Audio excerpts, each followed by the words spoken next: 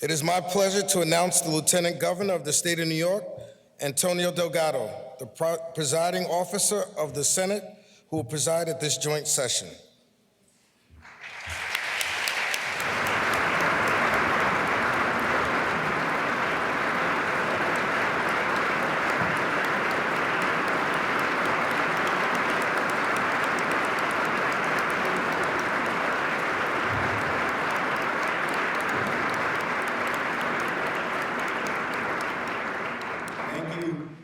Very much, Mr. Speaker. The joint session will come to order. I note the presence of Acting Chief Judge Anthony Cannataro and the esteemed jurors of the Court of Appeals, joined by Chief Administrative Judge Tomiko Amerker. Welcome.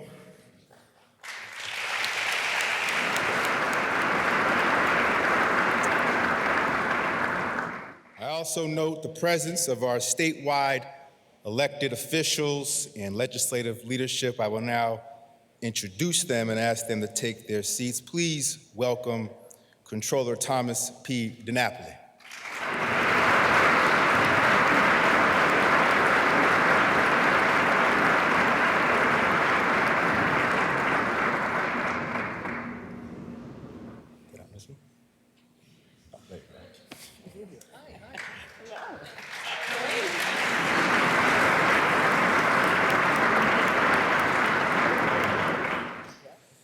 Please welcome Attorney General Letitia A. James.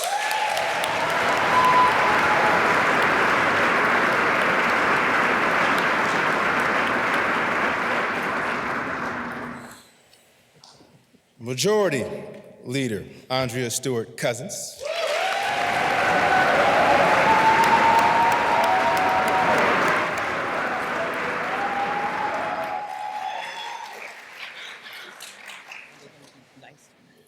I would also like to note the presence of the distinguished members of the Governor's administration. I'm joined on the rostrum today by Secretary to the Governor, Karen Keogh, and Counsel to the Governor, Elizabeth Fine.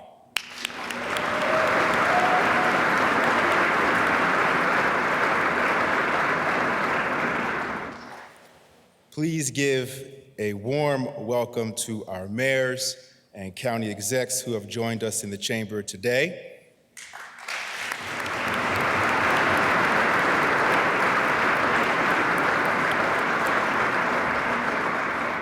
And finally, I also want to say a special hello to New York's second lady, my love, Lacey Schwartz Delgado.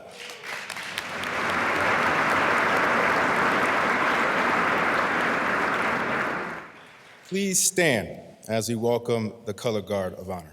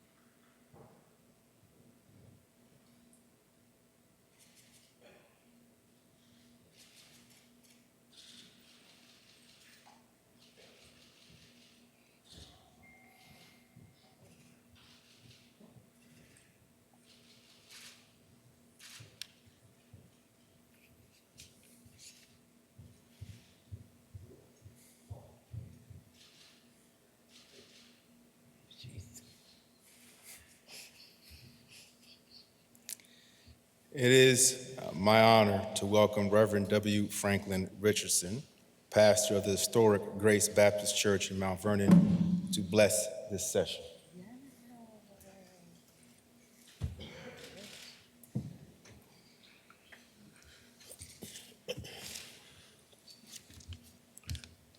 I would invite us all now to go to the center place of ourselves, beyond our titles and beyond our destinies, beyond our associations. but the center place of our humanity where all of us find common ground. We take away our prejudices and our status and center in to the only supreme, though multiple in its names and multiple in his presentations, is at the heart of who we are. Let us pray. O God, our mother and our father, we thank you for ordering our steps into this sacred space, this temple of governance. We invite you to be in our midst. We thank you for the journey and the legacy of this great empire state. We thank you for all those who have deposited their service, whether in building bricks fresh from the slave quarters, or climbing to places of prominence and power as legislators and senators and governors. We recognize your fingerprints upon our humanity, its marvelous diversity. Help us to be able to celebrate our diversity without difference or division. Help us to find common ground. Help this gathering of leaders who govern this state to move upon the great legacy they have inherited and push us to a day of equality and justice for all. Help us to climb over our selfishness and our divisions and find a singular purpose that will honor you. We thank you that you have provided in this hour the competent hands and compassionate heart of Kathy Hochul. We pray, God, that you will give to her the competency she needs to move this forward. As she sits in the helm of this ship of state, may those who share the bearing of the oars, may they find also the opportunity to move us forward. The days ahead will not be easy. There's turbulence and storm on the frontier. But we know that we can get through because we've been through. We know because you have carried this state through many difficult times. And we know in the end, we will get through these. But until that time comes, help us to find our importance as a part of partnership and community. And then, God, help us to know that our time is short. Not one of us here has a continuing invitation or a continuing election to the space we now occupy. Soon, our sons and daughters shall come and claim our spaces.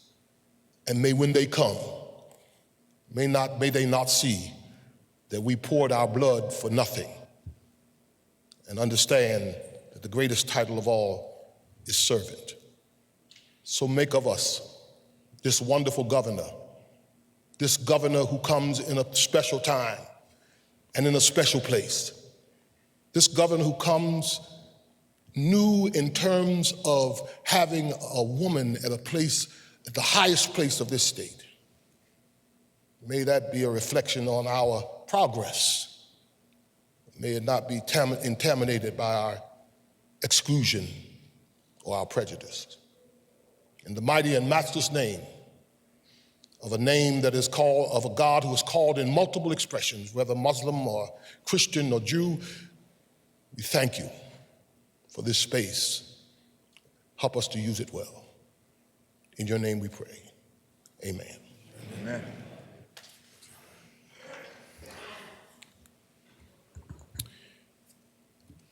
Now, let's please welcome Major General Denise Donald, first woman Assistant Adjutant General and first woman Commander of the New York Air National Guard, for the Pledge of Allegiance.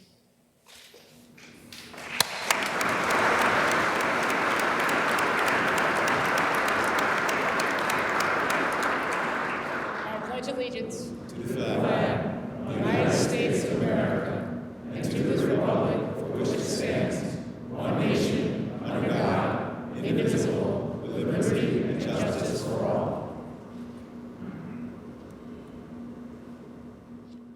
Will the honor guard, thank you, Major General. Will the honor guard please retire the colors?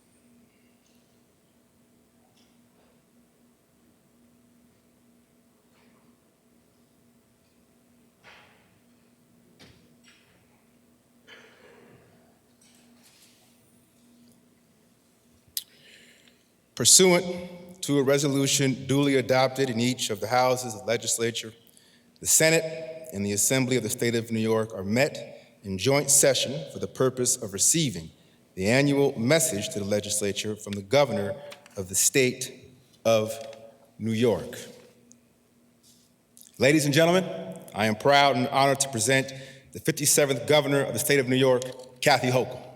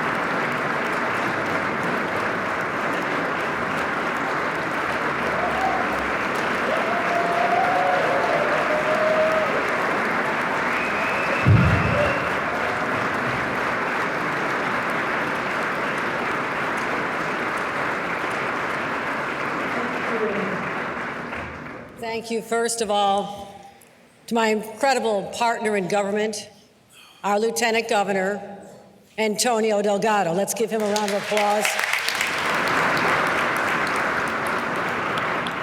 Just like me, he knows every rest stop, every McDonald's on the thruways, and he is traveling the state and doing an extraordinary job. I'm so grateful to have him. I also want to thank Dr. Richardson for the beautiful invocation, reminding us of the presence of God in our lives as we do the work of the people. I also want to thank my incredible partners in government, and in New York we have extraordinary public servants. Our Attorney General, Tish James, who never backs down from a fight. Our great Attorney General, thank you. Our State Comptroller, Tom DiNapoli, who's going to help us weather the financial storms that may lie ahead, and he's a great partner to get the state through some tough times possibly. Our Senate Majority Leader, Andre Stewart Cousins, we stood here a year ago and made history, relegating the three men in the room to a past concept, and I thank her for her friendship. Our Speaker of the Assembly, Carl Heastie, we've a great ally, great public servant. Thank you.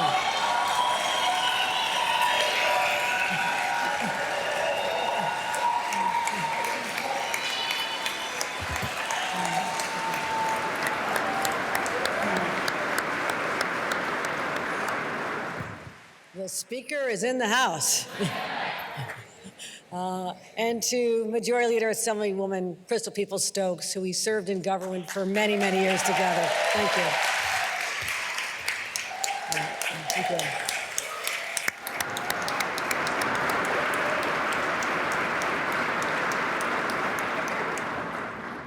Our Minority Leader, Senator Robert Ort. I know your district well. It's part of my old turf. Looking forward to delivering to the people of New York. Senator Ort.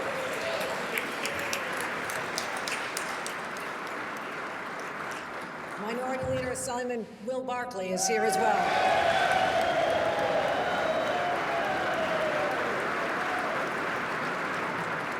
Judges from the Court of Appeals have joined us. I thank them for attending this opportunity to tell the world and our nation and our state who we are.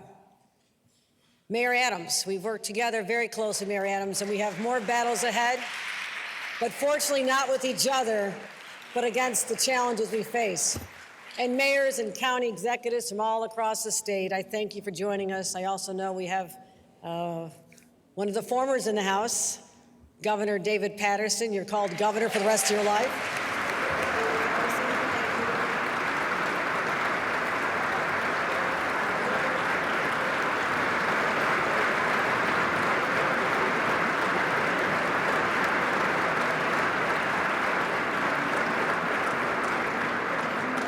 Use a point of personal privilege and make a hometown football call, and that is to acknowledge my own county executive, Mark Poloncarz, and our mayor, Byron Brown, City of Buffalo. Please stand up. Please stand up. We have been through so much this past year, so much. But I think a Super Bowl lies ahead. And good luck to the Giants, too.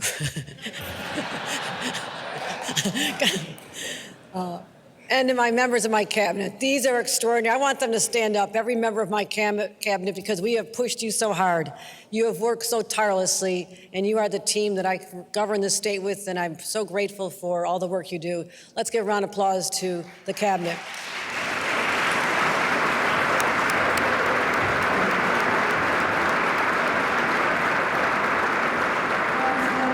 Everyone's in the House. Let's give a round of applause to Labor.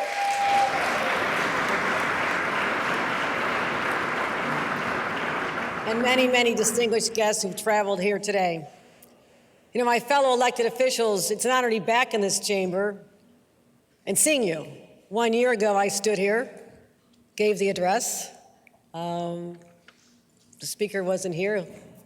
We had Crystal Peoples-Stokes up here. We had the leader. And we spoke to an empty audience. It was extraordinary how far we've come in this 1 year from that time when I literally had to address empty seats. But I did get a round of applause, not a lot that day, from my loyal staff in the back when I announced drinks to go. So they were very happy with that announcement. People across the state are happy with that announcement, but today I'm looking forward to an enthusiastic opportunity to tell you what we are all about. And today I speak not just directly to all of you, but to the people we have the privilege of serving. My fellow New Yorkers, after 3 very, very difficult and painful, tragic years, I'm proud to stand here and say that the state of our state is strong, but we have work to do. Last year, in the face of immense hardship and uncertainty, we endured. We proved to the world that when New York gets knocked down, we always get back up. And because of that, I'm optimistic about this upcoming year and about the future.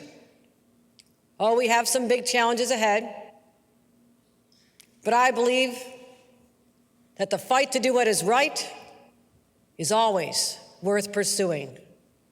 And I'm steeled in the knowledge that if we come together in this pivotal moment, and those of us in positions of power do what's needed for the people of New York, our shared potential is limitless. As I said in my inaugural address, when we are united, there's no stopping us. When it comes to the mountains yet to be climbed, we're ready to scale them this year because of the peaks we already summited last year.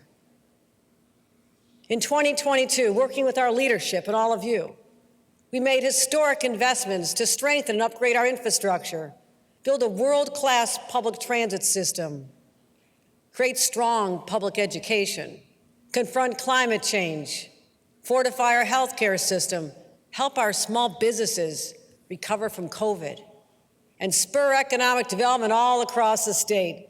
We landed the largest investments in state history, $20 billion from IBM and $100 billion from Micron, creating 50,000 much-needed jobs in upstate New York.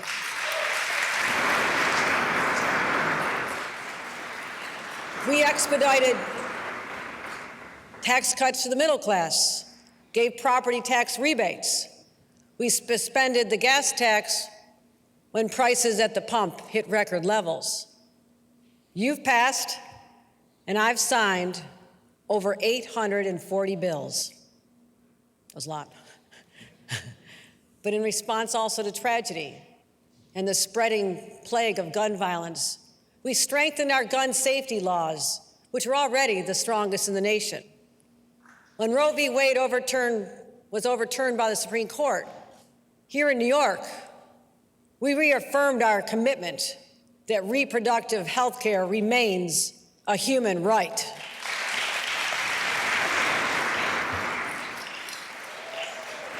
And though we had unprecedented revenues and we were flush with one-time federal aid, and that's thanks to our partners in Washington, starting with Majority Leader Chuck Schumer, our Senator Kirsten Gillibrand, and members of our delegation. We also knew on that bright sunny day a year ago that rainy days could be ahead. So we put money away. And looking back, that was clearly the right thing to do, because 1 year later, where we stand now, a majority of economists are predicting a recession. And that's one of the reasons it's clear to me why we will not be raising income taxes this year. And I thank the legislature for being partners when we addressed those challenges in 2022. When I was last here, I spoke at the New York Dream. For generations, people have come from all over the world in search of the American dream. I'm here today because that dream was realized by my family. And I want more New Yorkers to have access to the same opportunities that my family had. That's what public service is all about. The great Francis Perkins, FDR's labor secretary, once said, "A government should aim to give all the people under its jurisdiction the best possible life." That's it. That's the job. That's what we're here to do. And I cannot stand here and say we're done yet. Because even though we've set the table for what should be the most prosperous time in New York history, if New Yorkers don't feel safe in their communities, if they can't afford to buy a home or pay their rent, then the dream stays out of reach for them. And we're already seeing signs of outmigration that we can no longer ignore, something I know all too well from growing up in Western New York, at times when jobs were so hard to find. We cannot let that happen again. But the good news is, it does not have to be that way. What I'll discuss today is a broad overview of key policies that will make New York more affordable, more livable, and safer. So let me tell you just how we plan to do that. My number one priority has always been and always will be keeping New Yorkers safe. And a day has not gone by where I've not been laser focused on this objective. Oh, the pandemic caused so much havoc in our state, in our country, in society, and had a profound effect on public safety. You know, that pervasive unease that wormed its way into our day-to-day lives, the social isolation, the economic distress, led to a nationwide rise in gun crimes and violence that we're still combating.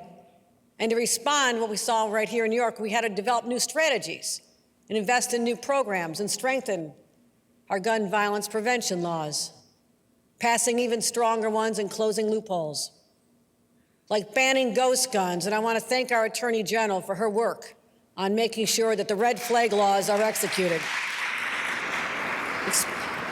We expanded bail eligibility for gun crimes. We had tougher prosecutions of gun trafficking. As I mentioned, the red flag laws. We had over 5,000 extreme risk orders of protection, astronomically higher than before. You know what that meant? 5,000 people who should not have had a gun because they could have done harm somewhere else were prevented. And that kept innocent people from being hurt. Those are the strategies that are working. We also, after the massacre in my hometown, we raised the age to 21 to buy a semi-automatic weapon, just common sense.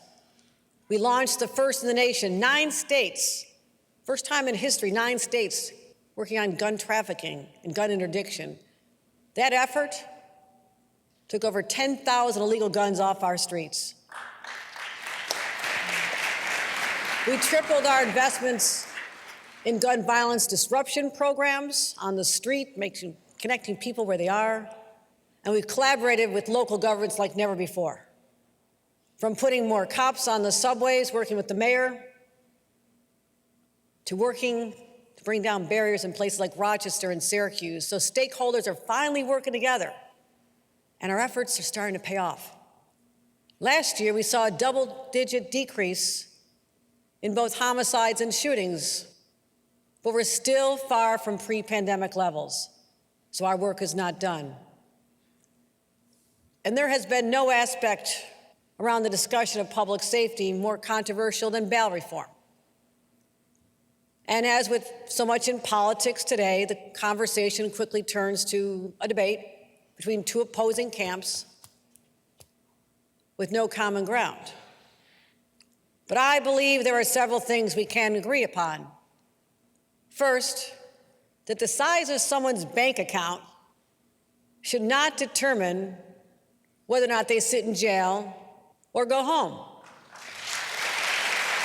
even before they've been convicted of a crime. That was the goal of bail reform. It was a righteous one, and I stand by it. Second, bail reform is not the primary driver of a national gun wave or crime wave. It was created by a convergence of factors, including the pandemic, all across the nation.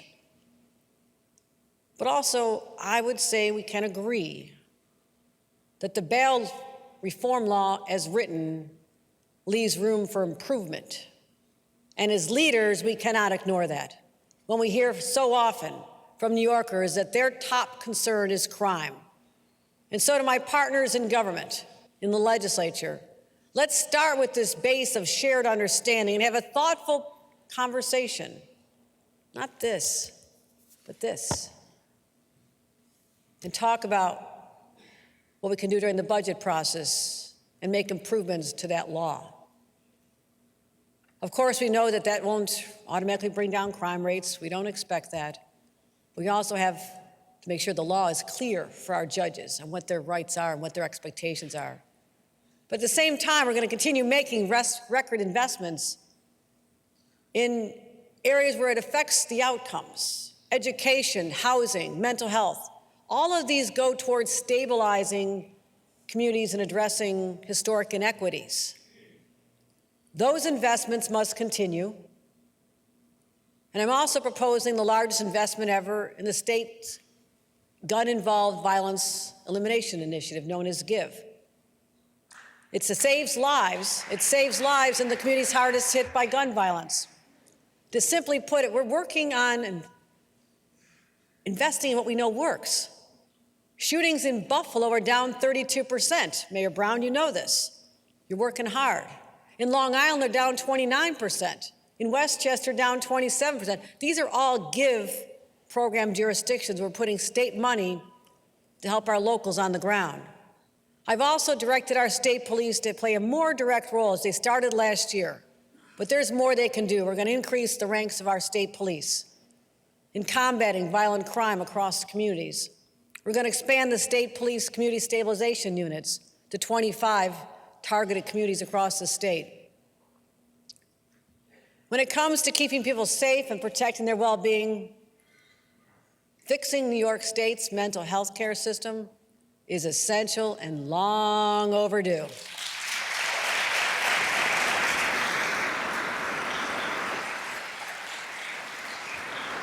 Even before COVID, the rates of mental illness had been on the rise. But since the pandemic, more than 1 in 3 New Yorkers have either sought mental health care or know someone who has. That's staggering. And the fact that too many can't get it.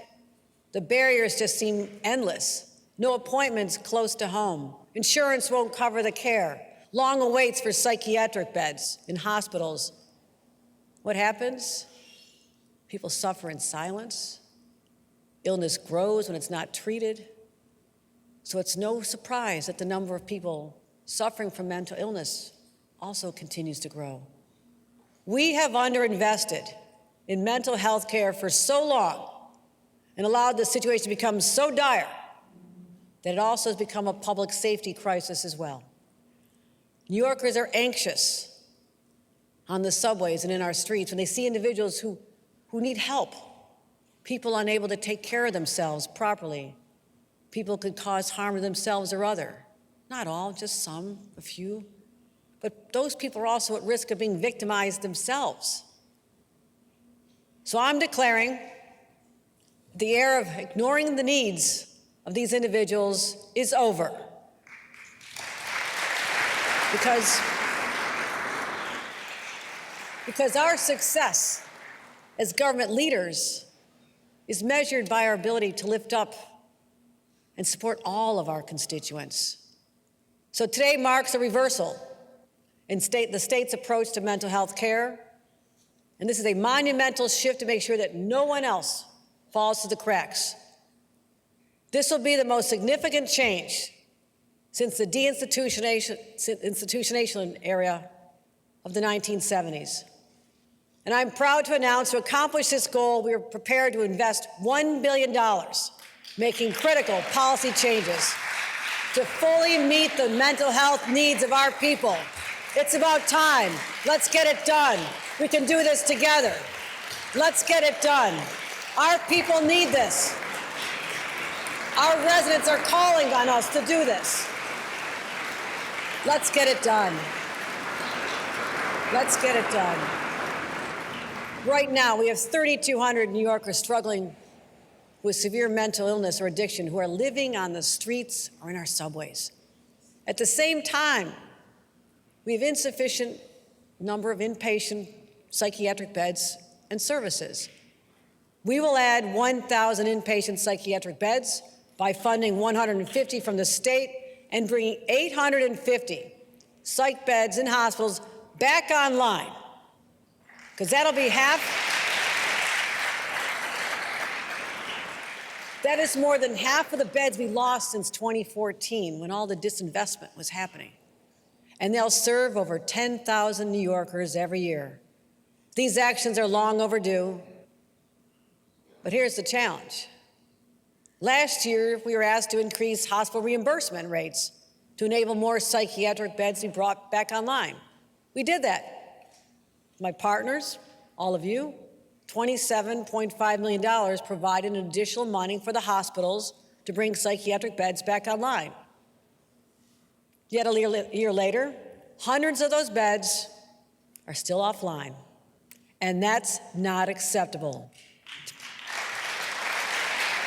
So we're going to insist they come back online, and I'll seek greater authority from the Office of Mental Health to ensure full cooperation in meeting these objectives. This is a moral imperative, and it's a public safety imperative. We'll also invest in services to allow patients to be reintegrating in a way that's safe for them and safe for their community. So our inpatient beds don't get backed up because more appropriate outpatient care is unavailable. We also know that supportive housing is an important tool for prevention and recovery. And that's why my plan proposes building 3,500 residential units supported by intensive mental health services. And we'll make sure that when patients move from one kind of care to the other, they don't get left behind. They don't fall off. Our plan requires facilities to discharge high-risk patients into intensive wraparound services. Wraparound services now. And I'll propose that insurance companies cannot be prohibited from covering these services. They can no longer deny mental health, critical life-saving mental health services. And finally, we're going to focus the mental health space on our children, because too many schools provide no level of mental health support, and our children need preventative services now to stop them from needing intensive services in the future.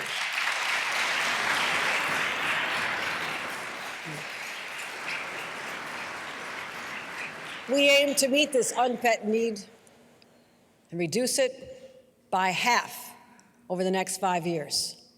We've got to get this done. And while we're talking, whether we're talking about a child with behavioral challenges or an adult suffering from severe depression, no one should go without a screening or a doctor's appointment or counseling. And cost should never, ever be a barrier. And that includes those suffering from addiction, especially those struggling with opioids. There's too many families, including my own, who've endured the loss of a loved one. And that's why we'll do more. Working with our federal and local partners to stop the flow of illicit drugs into our communities, address the new deadly additives like xylazine. We'll send resources to communities that are trying hard to shut down the flow of fentanyl into our streets. And we'll keep expanding access to technology so they can detect deadly additives like fentanyl and xylazine before they're even used. That's how you save lives. And we can reverse overdoses. And I'll create a new interagency task force that'll examine every single possible solution and come up with recommendations. Because we must meet this crisis with the urgency that it demands. At the outset, I said we have to work on improving the quality of life for New Yorkers. But you can't really talk about improving someone's quality of life when they're struggling with the cost of living. Inflation's soaring, prices going up on everything that families need to buy for their kids, diapers, formula, sneakers. And on top of that, how do you pay the monthly rent or the mortgage? It's just so overwhelming for our families. So we'll talk now about everyone's largest expense, housing. And I think about my own family story. My family started married life in a trailer park. On my dad's salary, they eventually moved to an upstairs flat, tiny, but held a few other kids. They had a few more kids. And they eventually moved to a tiny Cape Cod. But as we grew older and my dad changed jobs, I watched my parents' success unfold to the progression of homes they could afford. And they also knew how important housing was. They raised us to fight for change. My parents were activists back in the 60s, a lot of marches, a lot of protests. And they volunteered for an organization called Housing Opportunities Made Equal, which had just started back then. And I assure you that where I lived, it was a very controversial thing to do. But my parents said everybody has the right to live where they want. And they understood for a society to reach its full potential, equal access to housing is a must. Because when there's not sufficient housing, people at all income levels struggle. And if things get bad, they leave. They search for opportunities elsewhere. Over the last decade, New York State has created 1.2 million jobs. That's great. But only built 400,000 houses. Many forces led to this state of affairs, but front and center are local land use policies that are the most restrictive in the nation. Through zoning, and local communities are able to hold enormous power to block growth. Between full bans on multifamily housing and onerous zoning and approval processes, they make it difficult, almost impossible, to build new homes. Think about that. People want to live here. They have jobs here. Because of local decisions to limit growth, they cannot. Local governments can and should make a difference. I spent 14 years in local government. Many of you came through that route as well. And our community had a citizen-driven master plan that allowed for targeted housing and economic growth while preserving green space. So I know this can be done, but it hasn't been. Between 2010 and 2018, Nassau, Suffolk, Westchester, Putnam counties each granted fewer housing permits per capita than virtually all the suburban counties in Massachusetts, Connecticut, Southern California, New Jersey, Pennsylvania, Northern Virginia. When it comes to New York City, other metro areas are creating housing at 2 to 4 times the rate that we are. Boston rate is almost double. Washington, D.C., triple. Seattle, 4 times. So with less supply, demand drives up prices, and who gets squeezed? Young families starting out, middle-income families looking to move up, low-income families. People can't even get the starter home anymore. That's why, since becoming governor, housing has been front and center of my agenda. The budget that we worked on together, we passed it. A 5-year, $25 billion plan to create and build 100,000 affordable homes. It's the single largest housing investment in our state's history. We unlocked billions for NYCHA through the creation of the New York City Public Housing Preservation Trust. We created a $25 million eviction prevention legal services program to keep people in their homes and making sure vulnerable renters had the representation they needed in court. We invested $539 million in the Homeowner Assistance Fund. We made $100 million in rent supplements available. So we've done all this together. I want to thank Leader Andre Stewart-Cousins and Speaker Kyle Heastie for also prioritizing housing. They know how important this is. They rightly recognize that too many people are struggling just to find a place to call home. And they're looking to us for bold leadership. Decisive action is called for now. Today, I'm proud to introduce the New York Housing Compact, a groundbreaking strategy to catalyze housing development we need for our communities to thrive, for our economy to grow, and our state to prosper. The compact pulls together a broad menu of policy changes that will collectively achieve the ambitious goal of 800,000 new homes built over the next decade. The compact sets clear expectations for the growth we need, while at the same time giving localities the tools, the flexibility, and the resources to stimulate that growth. Every single locality across the state will have a target for building new homes. Upstate, the target is for the current housing stock to grow 1% every 3 years. Believe me, it's very manageable. Downstate, 3% every 3 years. Many localities are already hitting these goals. But many others are just falling a little bit short. And for our small towns and villages, just literally a handful of new homes will help us hit our statewide target. But the reality is, there are some communities that need to affect real change to build the homes we need. So it's not a one-size-fits-all approach. Local governments can meet these targets any way they want. They can shape building capacity, they can redevelop old malls, old buildings, office parks, incentivize new housing production, or just update the zoning rules to reduce the barriers. We know this is a big ask, and that's why localities will get help from the state.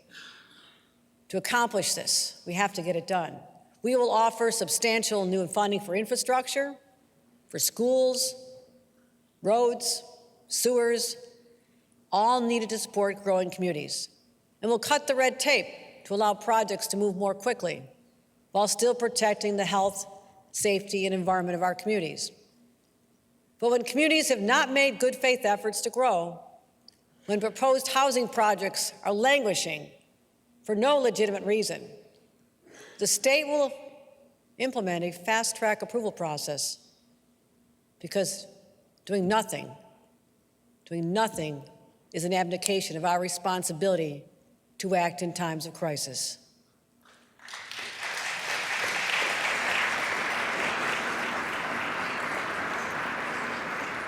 The Housing Compact is also laser-focused on transit-oriented development. Now, we all know the MTA is the lifeblood of the New York City metropolitan region, and we'll continue to invest and ensure the MTA's long-term fiscal health. We have to do that.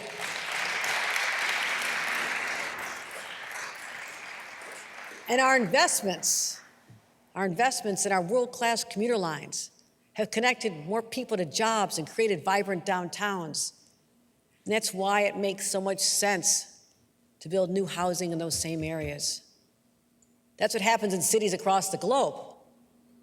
So as part of my compact, any municipality with a train station will rezone the area within a half a mile to allow for the creation of new housing within the next 3 years. Finally, we cannot meet the demand for housing without an incentive program like we have with 421A in New York City.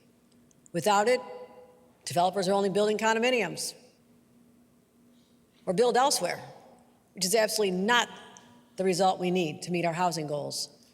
We will work with the legislature to come up with a replacement for this critical piece of the puzzle.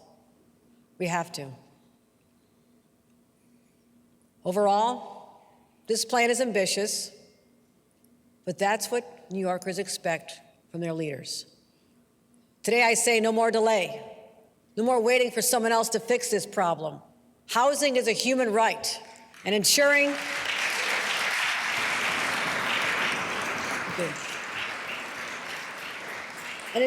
enough housing is built is how we protect that right. The saying is, never let a good crisis go to waste, and we will not waste this opportunity. We just need everyone and every community to do their part so people who want to live here can, and they can afford it. Solving our housing crisis would be a huge step forward in making our state more affordable. But it has to be part of a yet broader approach. Homeowners and renters worried about paying their energy bills because rates are at record highs, driven by geopolitical forces outside our control, but hitting our wallets right here at home. And this winter, we're facing energy costs 20 to 30% higher than just last year. That forces so many low-income families and other families to say, do I keep the thermostat up to put food on the table? What a horrible choice. It doesn't have to be that way. It doesn't help that New York State has the oldest houses in America. Some of the oldest, for sure. They're less insulated, they're harder to heat, and have higher greenhouse emissions. In fact, buildings are the largest source of greenhouse emissions in our state, accounting for 1/3 of our greenhouse gas output. It also stresses the pollution, causes asthma, and endangers our kids. So today I'm proposing another series of proposals to insulate our most vulnerable households from exorbitant energy costs and to clear the path for a more sustainable future.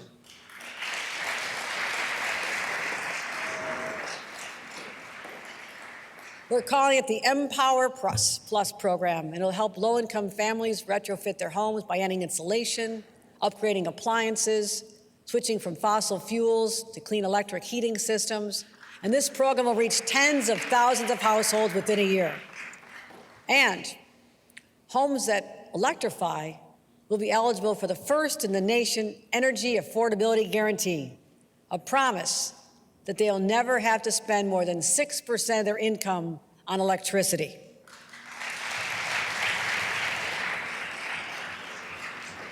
We also want to reduce the overall burden on our residents struggling with high electric bills, so we'll be providing at least $165 million in relief for over 800,000 New Yorkers. We know that long-term sustainability for our wallets and for our planet comes from weaning ourselves from fossil fuels.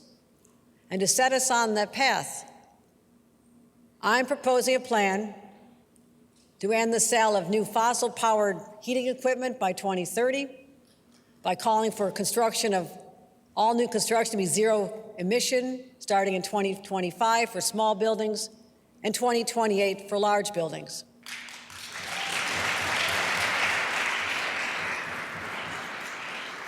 And we're taking these steps now because climate change remains the greatest threat to our planet, but also to our children and our grandchildren. In 2019, this legislature instituted aggressive mandates and deadlines for reducing emissions. And now we're executing on that plan. Of course, we must do it thoughtfully, in a way that prioritizes affordability, protects those already struggling to get by, and corrects the environmental injustices of the past. And with this in mind, we're pursuing a nation-leading cap and invest program to cap greenhouse emissions, invest in clean energy, and prioritize the health and economic well-being of our families.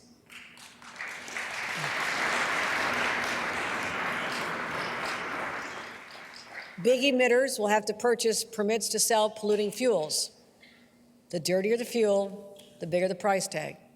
And the invest part of the program will accelerate the clean energy transition and include universal climate action rebates that will provide over $1 billion, the revenue we bring in, to allocate to lower utility bills, cover transportation costs, and other decarbonization efforts.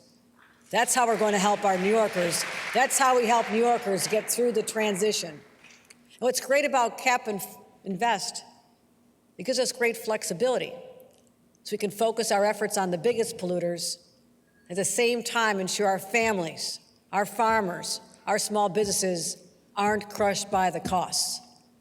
And we'll help families with energy costs transition to the future because we know that future belongs to our kids.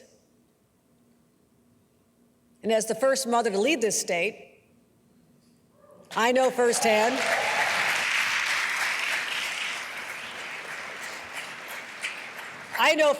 what the lack of affordable child care can do to a family.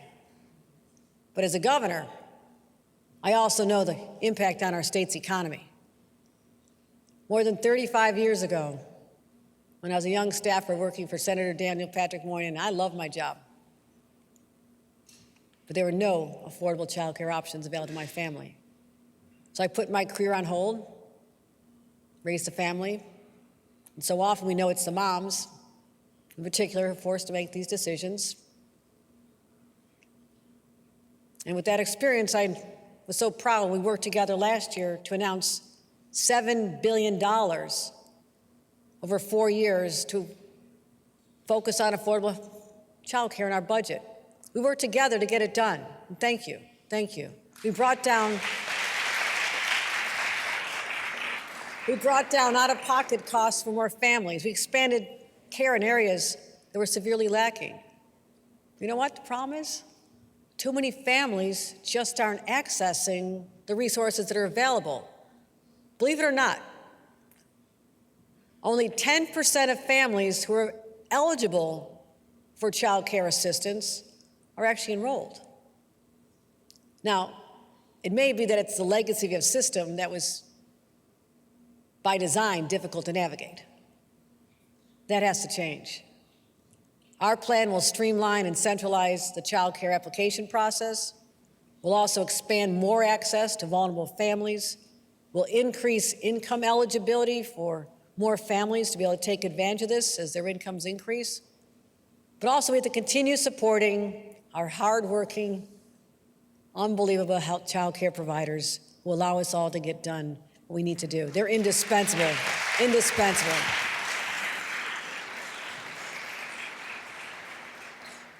Now we talk about affordability, talked about it a lot today. But if we really want to continue to tackle the affordability crisis head on, we must recognize that the low-wage workers that we represent across this state, rural, suburban, urban, they're all over, they've been the hardest hit by inflation. The average cost of goods and energy for low-income households jumped over 13% over 2 years, and they were barely making it before. This pushes our families already on the margins to the breaking point. So as a matter of fairness, social justice, I'm proposing a plan to peg the minimum wage to inflation. If costs go up, so will wages. So will wages. Thank you. Thank you.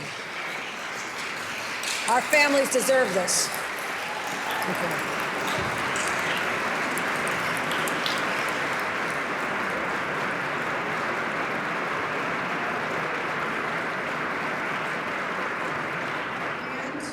Like other states that have implemented this policy, we'll put on guardrails to make sure employers, the increases are predictable for them.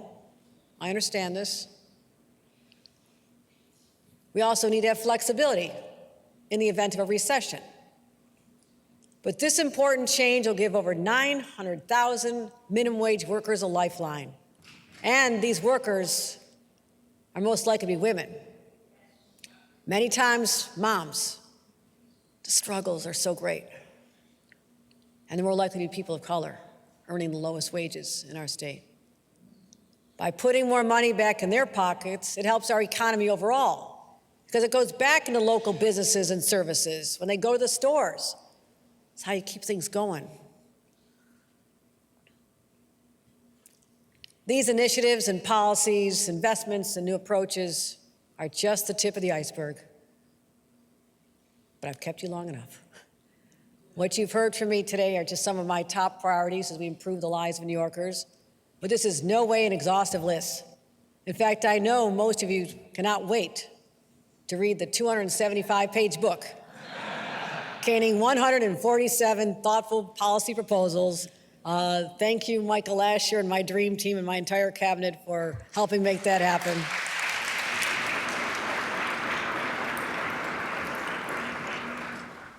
Watch out for my staff in the hall. They haven't had any sleep. They're likely to bang into you.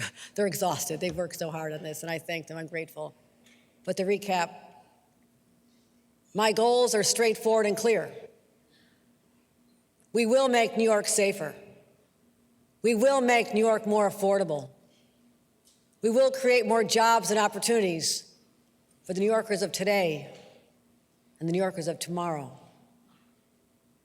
We'll open up the doors to more people and communities, especially those who have been historically blocked from equal chances at success. And as other states slide backwards when it comes to protecting basic fundamental rights, we will continue to enshrine and protect those rights every single day. and will continue to be nation leading. The task ahead of us may sound daunting. The stakes could not be higher. But I'm fortunate to live in a home once occupied by one of our great leaders and thinkers named Roosevelt. Eleanor Roosevelt once said,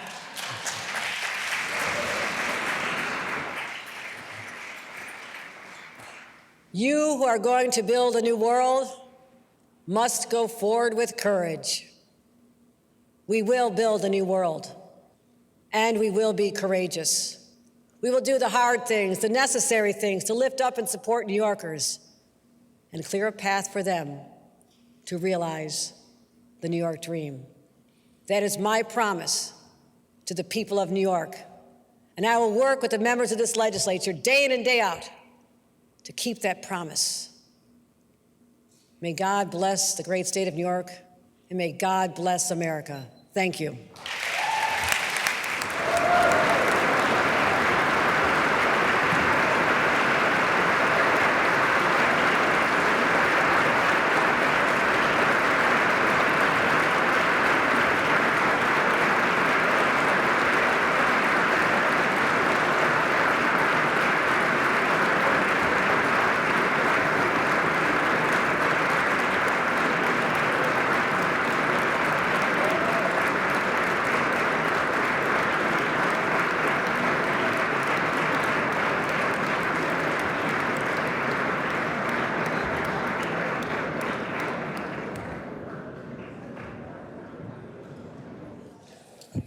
The joint session is adjourned.